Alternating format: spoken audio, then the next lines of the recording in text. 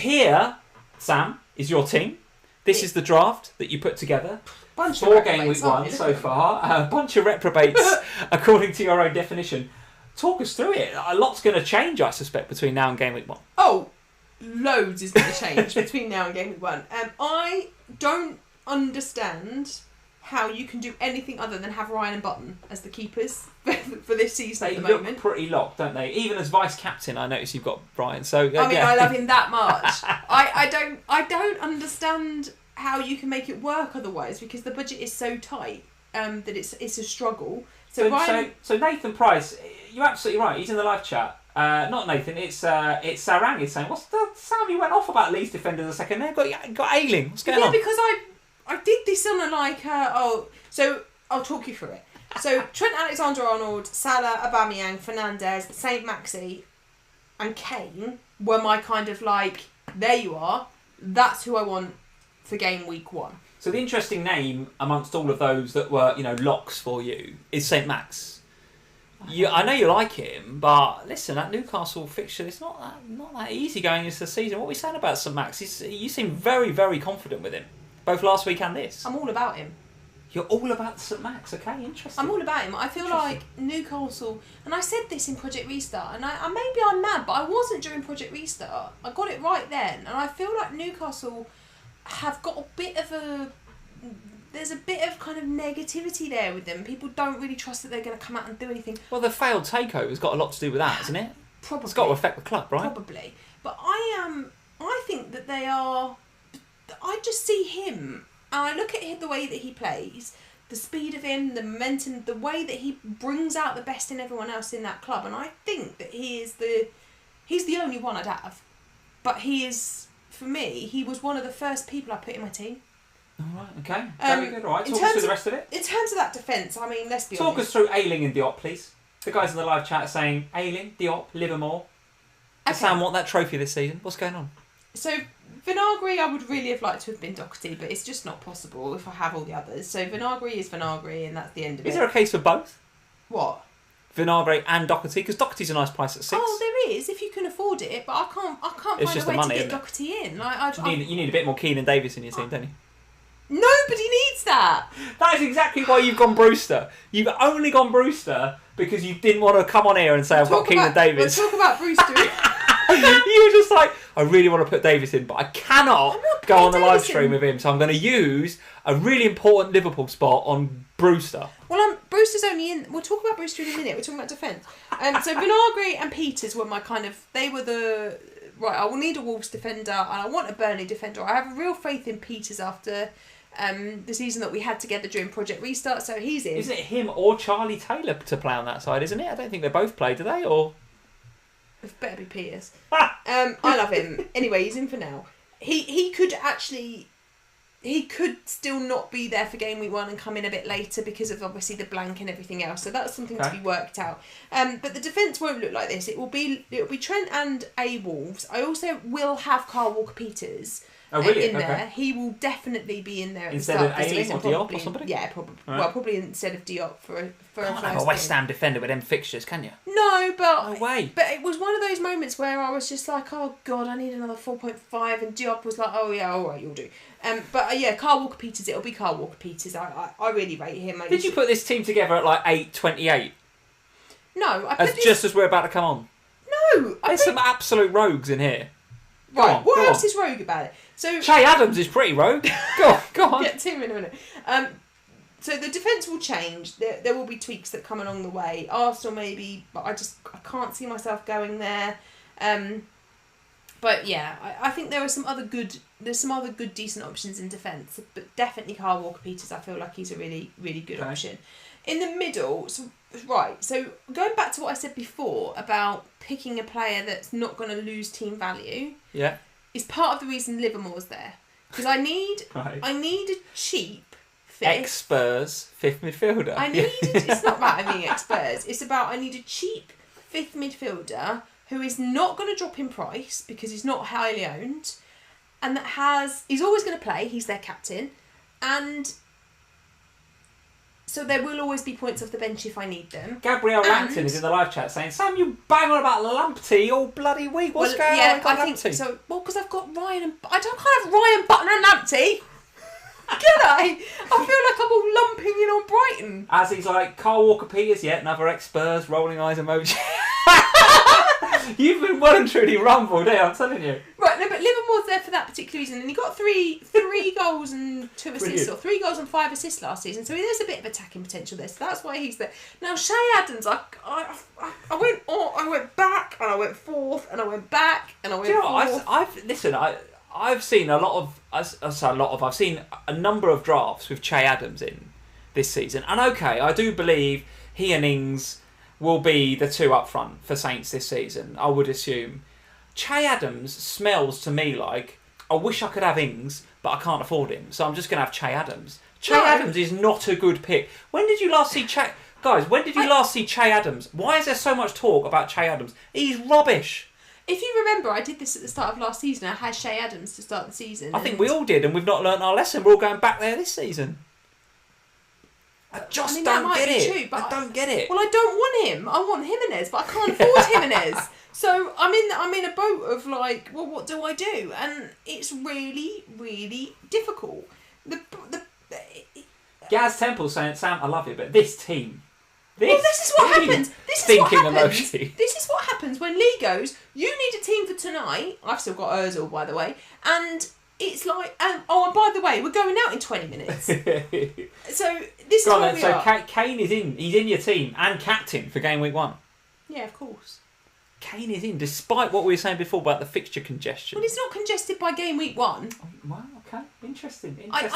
And the way that you're getting around the Manchester City and Manchester doubles, in the blanks, I should say, in game week 1, is to bench Fernandes. Man City then to come in game week 2 or maybe 3. Yeah, goodbye Aubameyang. Hello, KDB. Aubameyang to KDB in game week 3 feels like a very, very popular move, doesn't it? Right now, and the way the fixtures have come out, it just makes that move even easier, doesn't it? It does. Fulham, West Ham for Aubameyang, then Liverpool. Yeah. Blank Wolves, and then home Leicester, isn't it, for KDB? Yeah. So whether you want KDB or Sterling, not going to talk. I mean, we could do a whole video on them two, but one of those two coming in for Aubameyang in game week 3, yeah, feels alright, doesn't it? Even if Aubameyang has banged in those first 2. Yeah. Yeah, okay. All right, so listen, plenty to tinker with in that team. Plenty to tinker with. Let's see if you can do better. Well, no, I don't think mine is any better, to be honest with you. There are some similarities. There are some similarities. There's definitely no Che Adams in my team. Similar to you, I am going without Man City to start with. Yeah. But I do want some Manchester United in there, so I have gone for Rashford in midfield. Who's that Chelsea player there? That's Mason Mount. So we talked about Mason Mount before. He might change. And I said before how I would like to see how the new look Chelsea. And by the way, I think the vastly improved, supercharged Chelsea. I think Chelsea will be a very, very good side this season. Yeah. But I want to see what that supercharged looks like. I want to see whether Pulisic is going to hit the ground running again after his injury. I want to see how Werner adapts. I want to see how Ziyech, who I think is a very, very talented player, but he's coming into a very different league than he's used to. Yeah. Can he hit the ground running? I personally think he can, but is it a risk for game week 1? Would I like to see him? Yes, I would. Yeah. Do I know that Mason Mount is a good pick at 7 million and can play in that Chelsea side? Yes, I do. So if I was gonna go for a Chelsea player in game week 1, I think I'd prefer the not very risky Mason Mount actually at 7 million. The challenge I've got is that not Werner so much because I would just bring him in up front, but if Ziyech or if Pulisic or if one of these guys starts coming to the fore, which is bound to happen, one of them will, I've got to go Mount up, and that's difficult because then I've got to take away somewhere else. But listen, he may or may not be in there for my starting 11. Don't even talk about Trent, he's just in. Don't even talk about Vinagre. I mean, yes, same. I would like Doherty as well, but 4.5, unless they sign someone. If they sign a left back, it's different, right? It's different, and then there's some uncertainty there. But if they don't, Vinagre is going to be in everybody's team. There's Saliba. There he is. He's in there. He's in the team because I think Arsenal. I do like Kieran Tierney. I agree with everything you guys have said. I do think Arsenal are going to be better defensively this season, and Tierney absolutely has the potential and upside for assists. But at 5.5. Just a little bit rich for me. It's just a little bit rich. So I'm going to go Saliba. Doherty, isn't it? It is nearly Doherty. Tierney, I think, has the potential to be a big player in FPL this season. I thought you were going to say to be Doherty. No, well, listen, I think the Arsenal fans that I speak to, they're very excited about these two new guys coming in. They're always excited. Gabriel. I know, but listen, Tierney... You've seen them on Arsenal fan TV. They're always excited. Tierney has been very unlucky with injuries. I think he's got the potential to be the sort of player that might go into next season at 6.5 or something because he's had that good a season. Let's see. But for now, I'm going to play it safe. I'm going to be flexible. I'm going to have Saliba in there. If in pre-season, if in the Community Shield Saliba doesn't play, I'll pick some other 4.5. What's great about the 4.5 bracket is there's bloody loads of them. I know, it's lovely. So you can go wherever you want with Saliba, is the reality. I've currently got Van Dijk in there just because at the beginning of last season... Sorry, hang on. Double Liverpool defence right now. Yeah, double Liverpool defence. And the reason I've done that is because I looked back at the beginning of last season. If I remember rightly, Liverpool had a run of about 5 or 6 games where we lost... we won a lot of games, but we would concede the odd goal to stupid mistakes. Be it Adrian or Lovren, I remember making a couple of mistakes. And I think we'll learn from that, and I think we'll go into the season... Maybe not all guns blazing, because we didn't go all guns blazing at the beginning of last season. We didn't score tons of goals. I remember being second best at St Mary's game week 2 for long periods until Mane belted one in the top corner just before half time. We were a bit tentative coming into the new season. Now listen, if I watch the Community Shield and we batter Arsenal 4-0 and Salah gets hat-trick, then that's fine. He's in my team anyway. But I do think the Liverpool double defence doesn't look too bad. I mean, last week I said... If I was going to have double Liverpool defence, I'd have Virgil. And you went, no, you'd have Robbo and Trent. And then suddenly... Listen. Oh. Listen, I've got Van Dijk because when I did the rest of my team, I only had 6.5 left. Oh. If I could have Robbo, I absolutely would. Would you? See, 100%. I would still take Van Dijk over Robertson any day. Would you? Any day. Come on. Robertson, I think, is a fantastic price point. 7 million. Any day of the week. With Alisson... What? If Alisson is fit all season, which hopefully this season he will be, I would have Van Dijk every single time. Oh, well, I think you're massively wrong there. But listen, Van Dijk or Robbo, both good picks if you want to go all three, out of all three. I think with Robbo, you've got obviously the upside, more upside potentially than Van Dijk with his headers, but then you've got the threat from set pieces and stuff. We've got a new left-back. Might Robbo rotate? So, yeah, maybe Van Dijk is a better pick. I don't know. But for me, Robbo's still plenty of upside. Those double-figure hauls will come with Robbo. So if you could afford him, go for him. Double Liverpool defence right now. I think we'll go into the season tight. I think we won't concede many goals. That happened at the beginning of last season. The only goals we conceded were Worldies, Kante, I think, against Chelsea.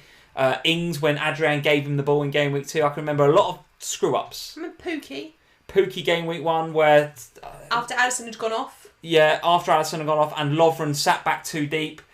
I don't think any of that's going to happen. I think we're going to keep clean sheets. I've got to. Anyway, Van Dijk's my bank. Right, so hang on. Who's up top? Because this is sounding like you've got Brewster and... Or you can't have Brewster because you've got... Well, I'll tell you. So Van Dijk could be the bank, right? He could easily become a 4.5 and then I can invest it somewhere else.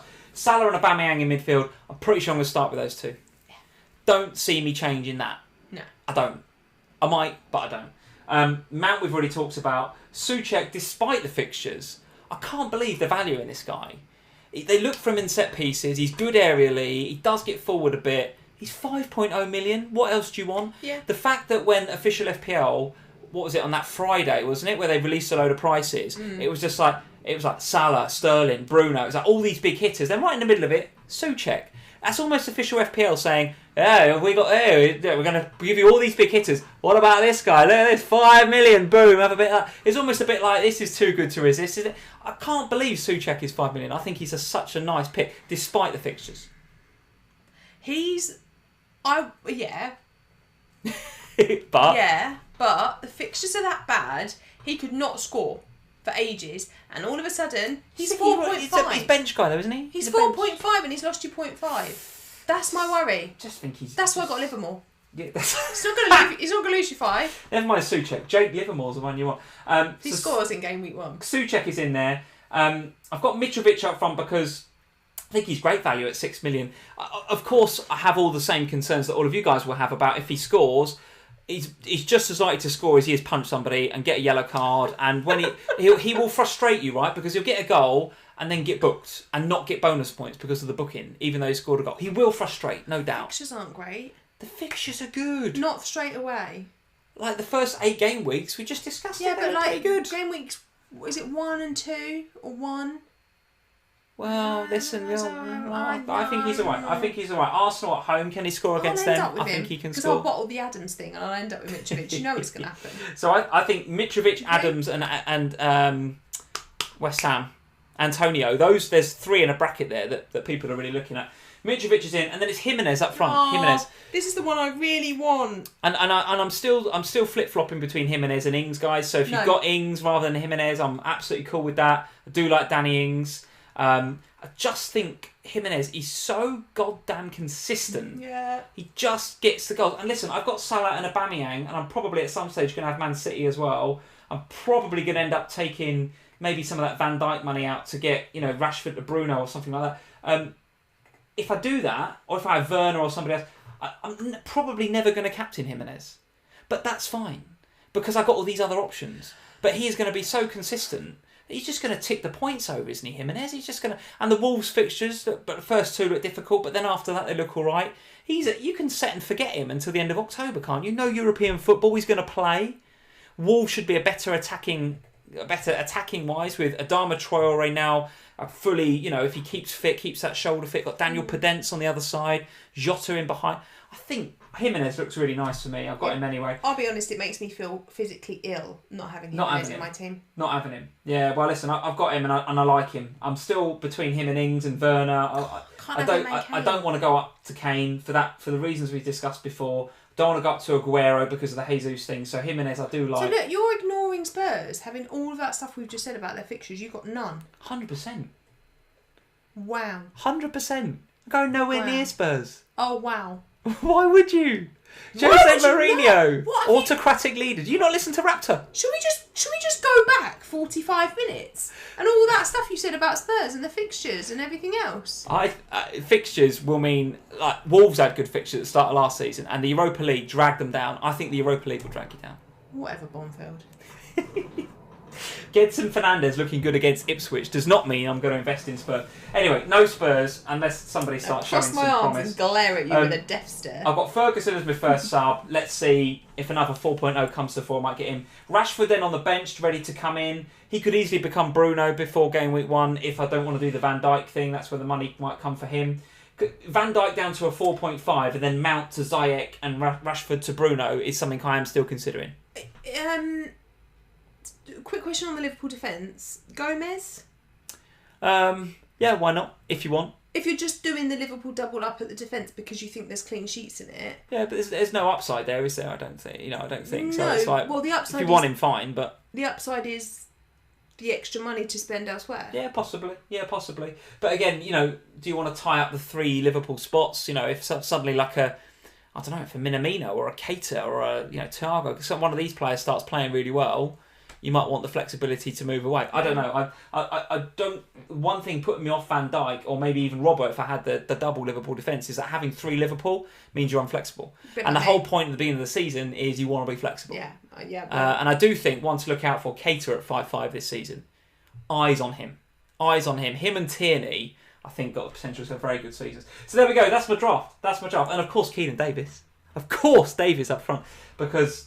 The guy that's not going to play. So listen, that's my team. Lots is going to change, guys, I'm sure. But the locks for me, Trent, Salah, Aubameyang, Mitrovic, Ryan probably, and Vinagre if they don't sign a left back. Locked. The ones at risk, Saliba, Soucek, Mount, Jimenez. Although I'm pretty sure on Jimenez. I can't believe you just bracketed Jimenez in with those other reprobates. There we go, guys. So that's the 2 drafts.